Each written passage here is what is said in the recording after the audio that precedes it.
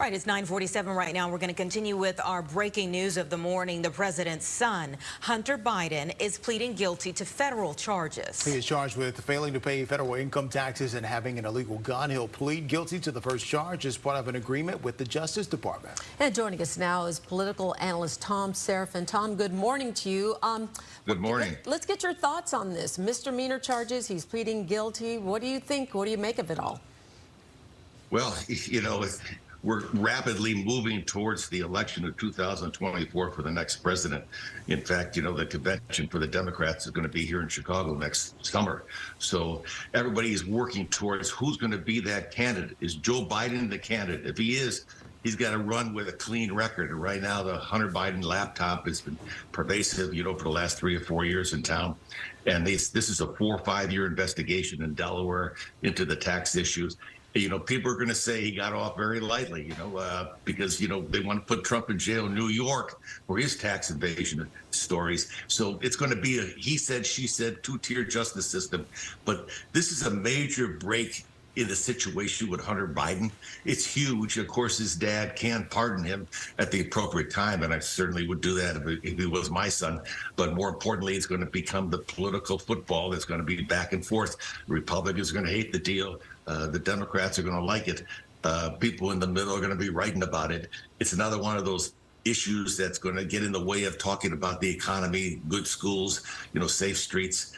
Which is unfortunate, but this one is at least behind Mr. Biden, you know, with the gun charge as well as the tax charges. The problem is in the House, they're trying to figure out why he didn't pay his taxes. Where did he get the money that he didn't pay taxes on? And that's the issue that people are going to kind of focus on in the House investigations, which is run by Republicans. Yeah, I guess, Tom, the question would be, is this going to be enough for Republicans, or do you think that it's kind of a now you smell blood in the water and there will be a further probe here? Yeah, I think you're right about the blood in the water.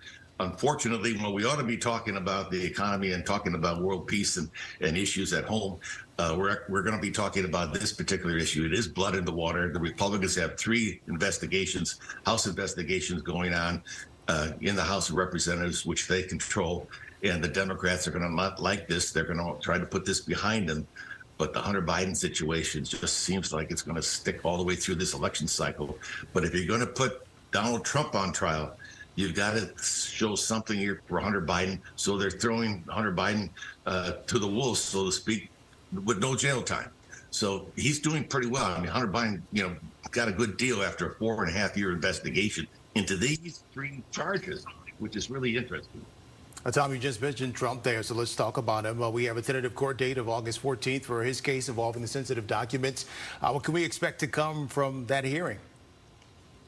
Well, it's going to be ugly. You know, you've got a case brought in Washington going to be tried in Florida, and you've got justices in the Justice Department in Delaware, Philadelphia, and New York looking at the same issue.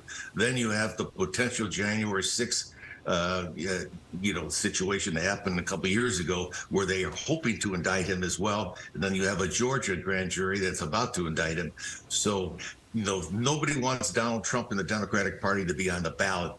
And he continues to march through this whole thing. The polls that came out yesterday, he's within the margin of error of Joe Biden. I think the poll was, you know, 44 to 43, 42. So they're statistically tied. And he's leading the pack in the Republican Party, and now somewhere around 70% as a favorability rate in the Republican Party.